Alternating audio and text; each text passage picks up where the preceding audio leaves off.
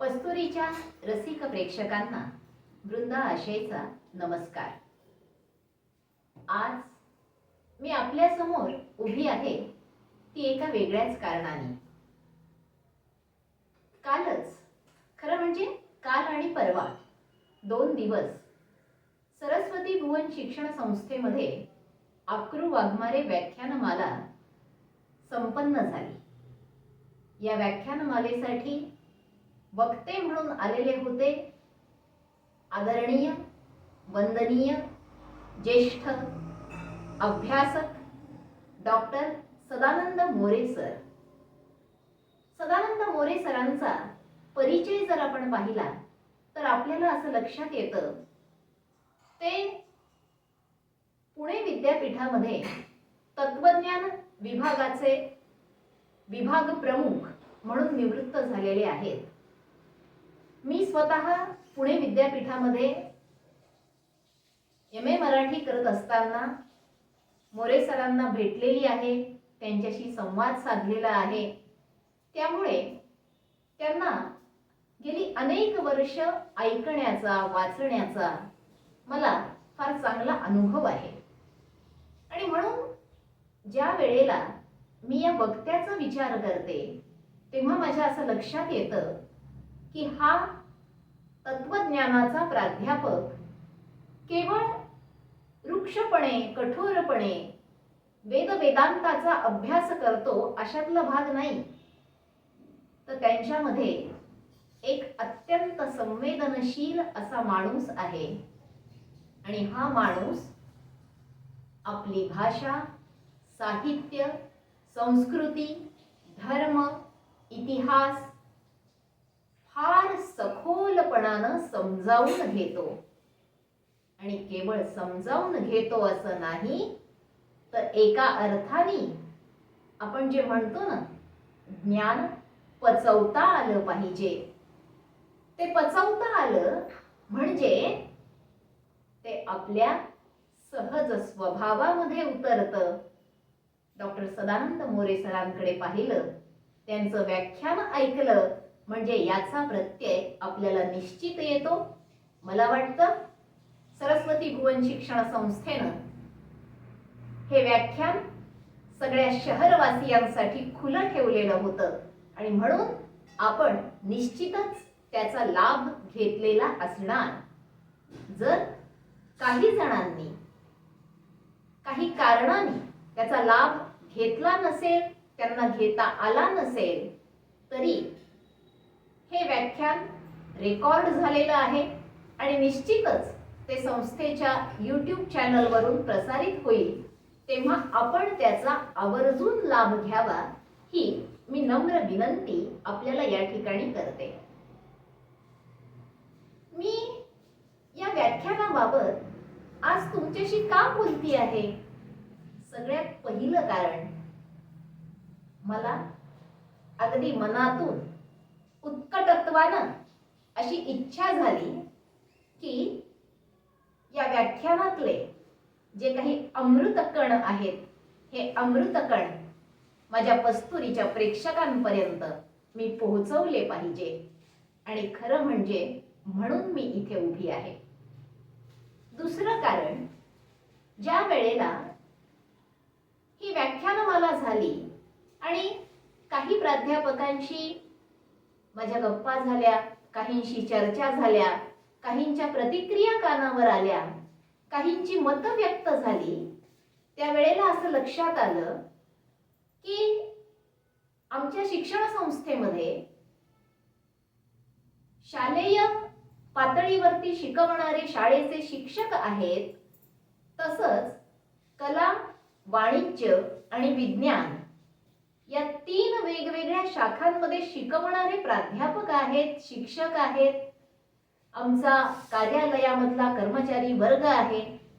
आमच्याकडे समाजाला उत्कृष्ट अशी कीर्तन सेवा देणारे लोक आहेत।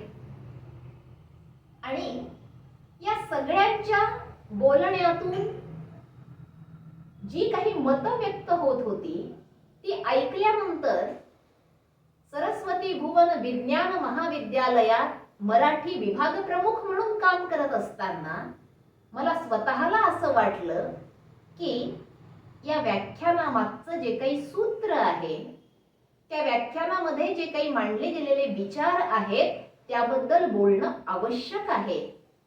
आणि खरं म्हणजे म्हणूनही मी या ठिकाणी उभी आहे.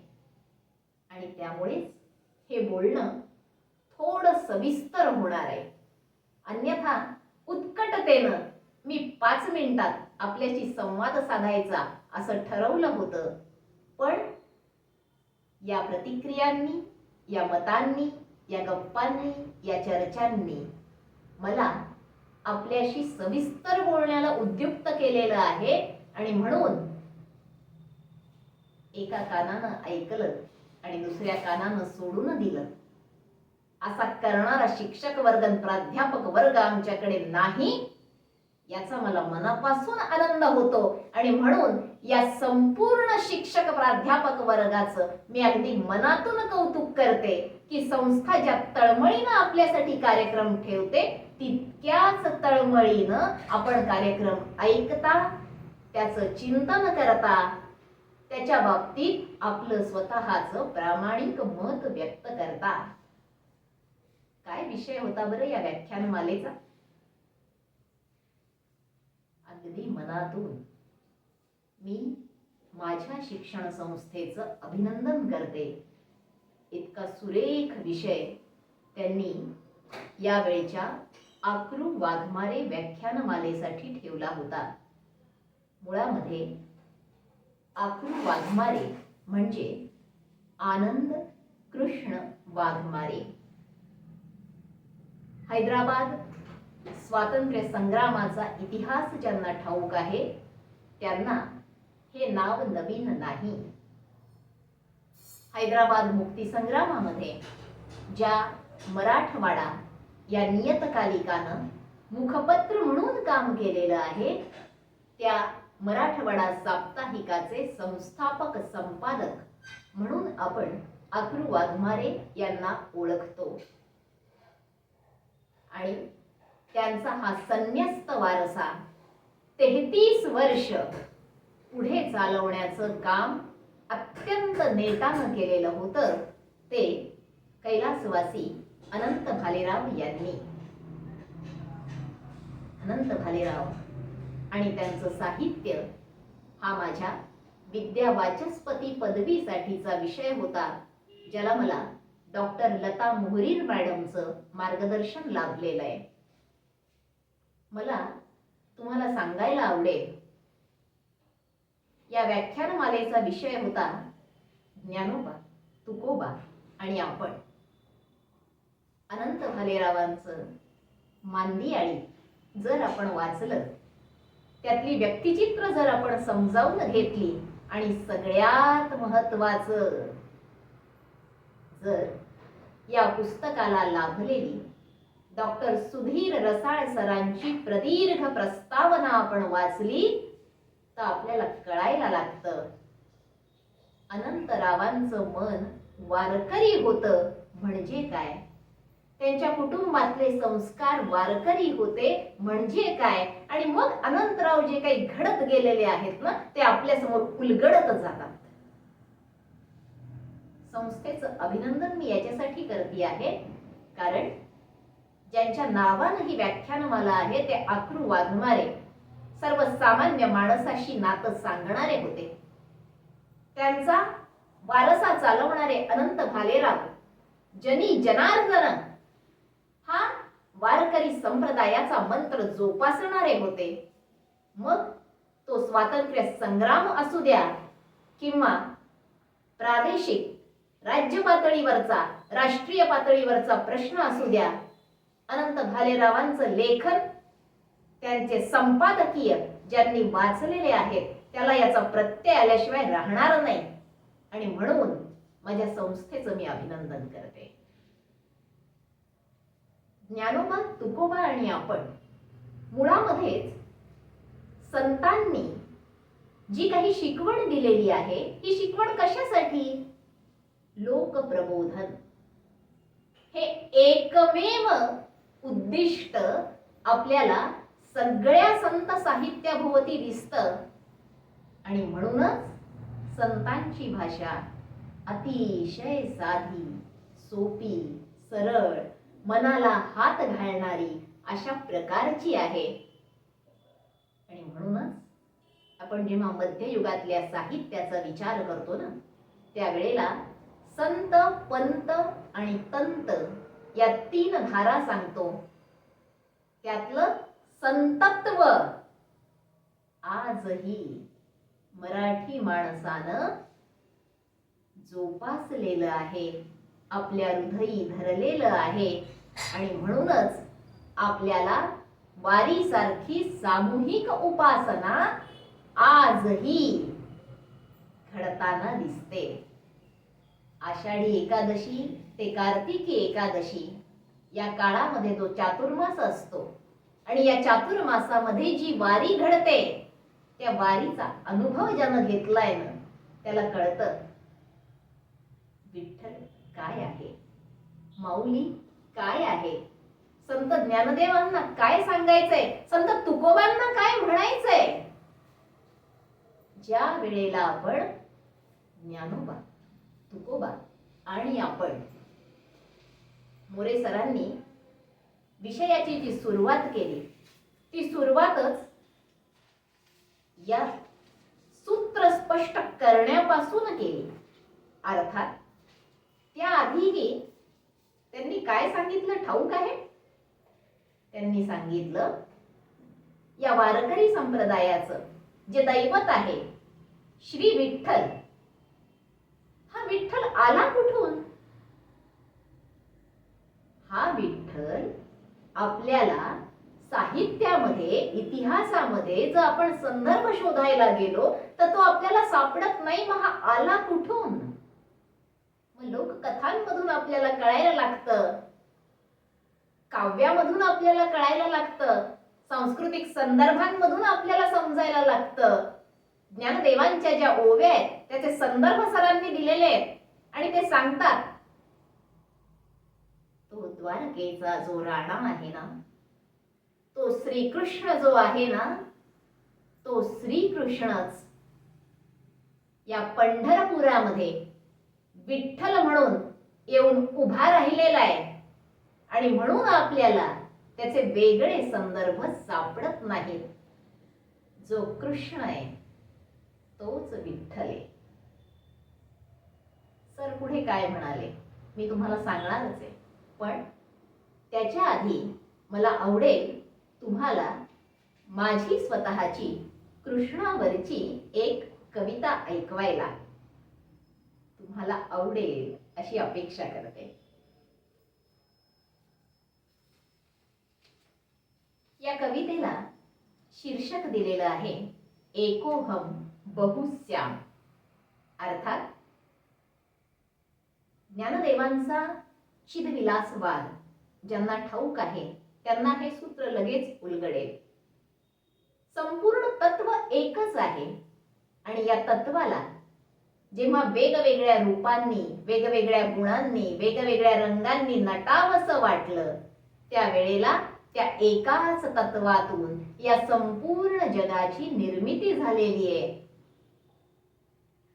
आणि ज्या बालकृष्णाने, ज्या खट्याळ कृष्णाने माझ्याशी संवाद साधला ना, त्यांनी हेच मला अगदी सहजतेनं समजावून सांगितलं. म्हणून ज्ञानोबा, तुकोबा आणि आपण याचं सूत्र विवेचन करत असताना मला या संप्रदायाचं जे उपास्य दैवत आहे विठ्ठल, हा विठ्ठलचा जो कृष्ण होता तो कृष्ण कसा आहे हे एका कवितेच्या माध्यमातून तुम्हाला सांगावंसं वाटतं. कवितेचं शीर्षक आहे एकोहम बहुश्याम.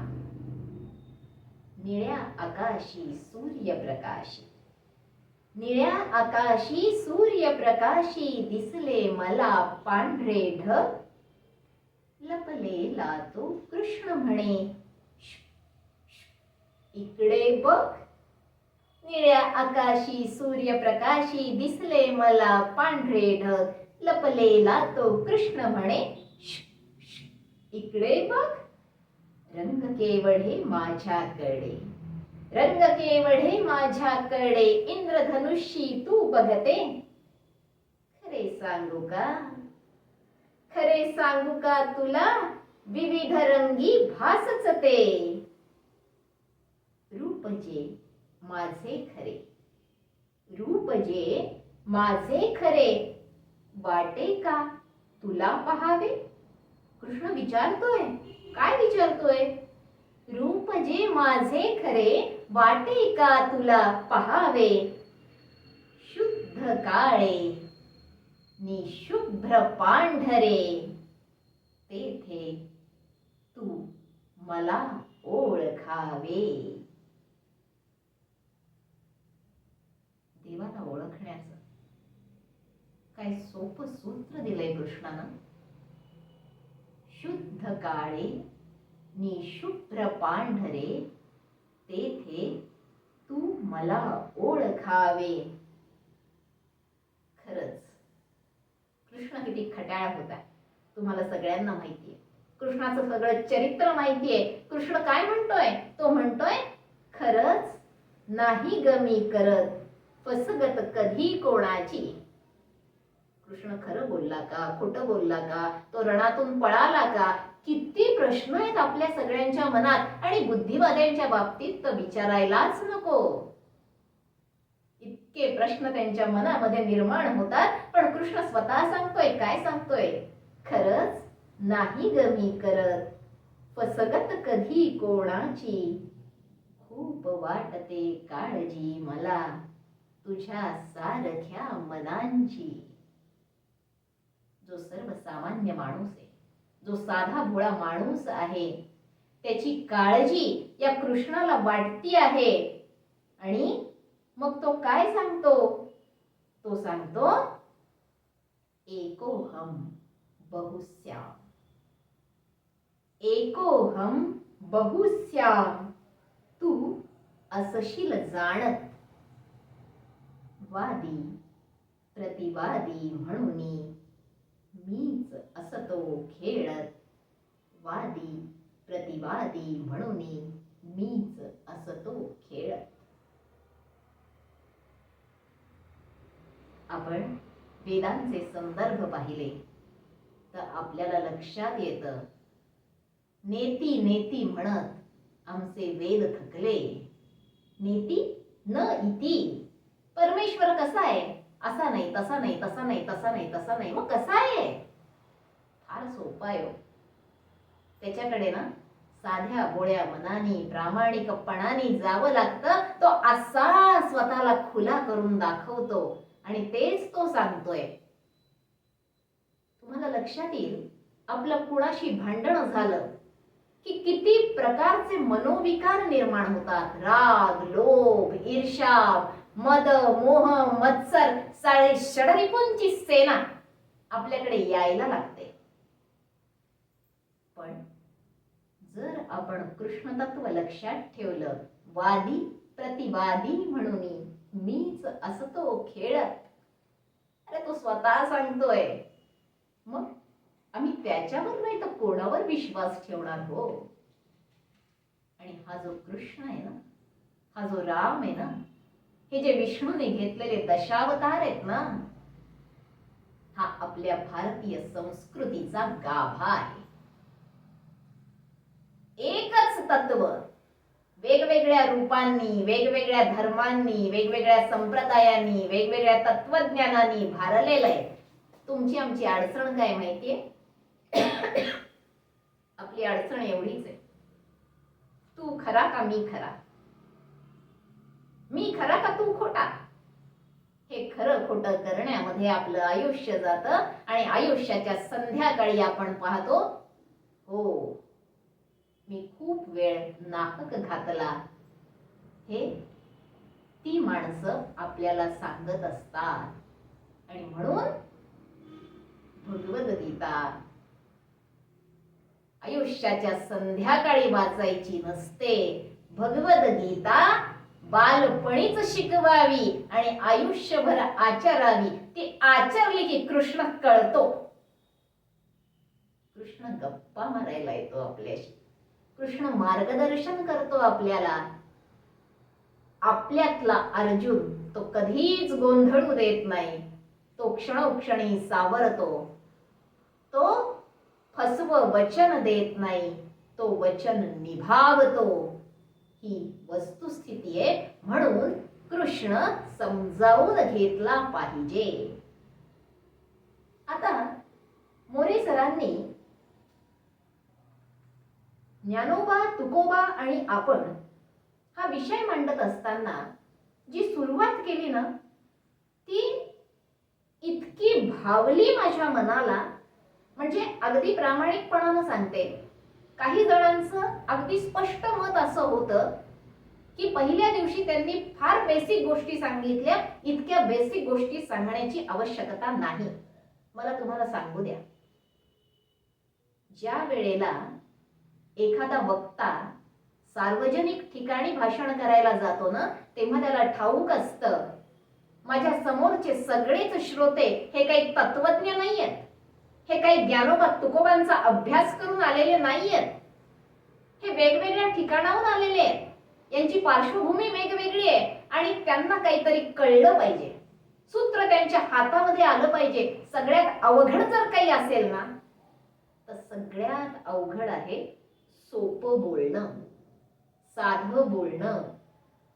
आणि इतकं साधं सोपं बोलले मोरे सर की आमच्या लोकांना वाटलं, अरे यांनी तर काहीच सांगितलं नाही. साने गुरुजी आठवा हो, श्यामची आई आठवा हो. का श्यामच्या आईला आपण डोक्यावर घेतो? महन मंगल स्तोत्र म्हणतो. हे मातृप्रेमाचं जे महन मंगल स्तोत्र साने गुरुजींनी दिलेलं असतं ना, त्याच्या मागे त्यांनी खूप काही पचवलेलं असतं. आणि म्हणून साने गुरुजी इतके साधे सोपे होऊन तुमच्या आमच्या समोर येत असतात. मला वाटतं मोरे सर कुठेतरी त्या मार्गावर आहेत, म्हणून ते साधे सोपे होतात. काय सुरुवात केली त्यांनी? मोठं छान सांगितलं, भाषा. भाषा हे साहित्याचं आणि संस्कृतीचं मूळ आहे. आमच्यासाठी ही भाषा का महत्वाची आहे? काय उदाहरण दिलं माहितीये? फार सुरेख बोलले होते. मला तर माऊलींचे, संत ज्ञानदेवांची, त्यांच्या ज्ञानेश्वरी मधल्या दृष्टांतांची, रूपकांची, उपमांची आठवण आली. इतका अप्रतिम असं उदाहरण दिलं त्यांनी. ते काय म्हणले ठाऊक आहे? ते म्हणाले, मासा पाण्यात असतो, पण या माशाला त्याची जाणीव नसते. ती जाणीव त्याला केव्हा होते? ज्या वेळेला त्याला पाण्याच्या बाहेर काढलं जातं, तेव्हा त्याला आपण पाण्यात होतो याची जाणीव होते. काय होतं माशाचं बाहेर काढल्यावर? तडफडतो ना जीव. ते म्हणतात, भाषा माणसासाठी तितकी जवळची आणि तितकी महत्वाची आहे. भाषा विज्ञान आपल्याला सांगतं, आपण इतक्या सहज भाषा शिकतो की आपल्याला वाटावं माणसाला उपजतच भाषा येते. माणसाला भाषा उपजत येत नसते. त्याच्यामध्ये भाषिक क्षमता असते. आणि ती भाषिक क्षमता त्याच्यामध्ये असल्यामुळे त्याला लहानपणापासून जी भाषा शिकवली जाईल ते तो सहजतेनं बोलतो. त्याला भाषेपासून दूर ठेवलं तर त्याला भाषा येणारच नाही. आणि याचं उत्कृष्ट उदाहरण मोगली हा जो चित्रपट आपण लहान मुलांना दाखवतो, तो चित्रपट आपल्या समोर आहे. मोगली कोणती भाषा बोलतो? मोगली प्राण्यांची भाषा बोलतो. का बोलतो? कारण तो प्राण्यांच्या सहवासात वाढतो. भाषा काय करते? भाषा फक्त संवाद साधते का हो? भाषा संवाद साधतेच, पण त्याचबरोबर भाषा आपल्याला देते जीवनाचे मूल्य. आणि हे जे जीवनाचे मूल्य ती आपल्याला देते, अवघ संस्कृतीचं संचित आपल्या समोर ती उभं करते. तेच सांगितलं मोरे सरांनी. काय संबंध आहे माणसाचा आणि भाषेचा? अहो, मुळामध्ये आम्ही माणसाला प्राण्यापेक्षा वेगळं का मानतो याचं कारण असं आहे की त्याच्याकडे बुद्धी आहे. या बुद्धीच्या जोरावर तो विचार करणारा आहे आणि म्हणून तो माणूस आहे. बुद्धी भाषा घडवते आणि भाषा बुद्धी घडवते. असं हे नातं आहे, परस्पर संबंध आहे, अतूट असं हे नातं आहे. आणि हीच भाषा आम्हाला आमच्या दैनंदिन जीवनापासून, व्यवहारापासून थेट साहित्यापर्यंत, वेगवेगळ्या ज्ञानक्षेत्रांपर्यंत व्यक्त होण्याची अनुमती देते.